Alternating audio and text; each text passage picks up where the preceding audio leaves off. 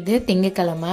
இன்றைக்கி வந்து காலையில் மீன் குழம்பு, இட்லிங்க. நேற்று வச்ச மீன் குழம்பு, இட்லி. பசங்களுக்கு வந்து ஸ்கூலுக்கு தக்காளி தொக்கு, தோசை.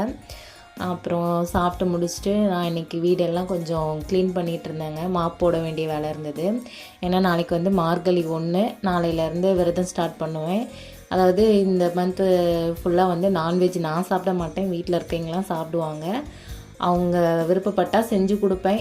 இந்த மந்த்து சாப்பிட வேணான்னு சொல்லியிருக்கேன், என்ன பண்ண போகிறாங்கன்னு தெரில. அப்புறம் வந்து குளிச்சுட்டு அடுத்து ஈவினிங்க்கு வந்து சமைக்க ஆரம்பிச்சாச்சுங்க. உப்பு பருப்பு குழம்பு தாங்க வைக்க போகிறேன். எப்படின்னு பார்த்துடலாங்களா? அதுக்கு வந்து ஃபஸ்ட்டு நல்லா துவரம்பருப்பை கழுவிட்டு அதில் வந்து பூண்டு, வெங்காயம், தக்காளி, மஞ்சள்தூள், ஜீரகம், மிளகு போட்டு ஒரு விசில் விட்டு எடுத்துக்கோங்க. அப்புறம் தாளிப்புக்கு எண்ணெய், கடுகு, வரமிளகா, சின்ன வெங்காயம், கருவேப்பிலை போட்டு தாளித்து கடைஞ்சி பருப்பை ஊற்றிக்கோங்க. நல்லா கொதித்து வந்ததுக்கப்புறம் சூடான சாதத்தோடு இந்த உப்பு பருப்பை ஊற்றி சாப்பிட்டிங்கன்னா வீட்டில் இருக்க அத்தனை சோறும் காலியாகிடும்.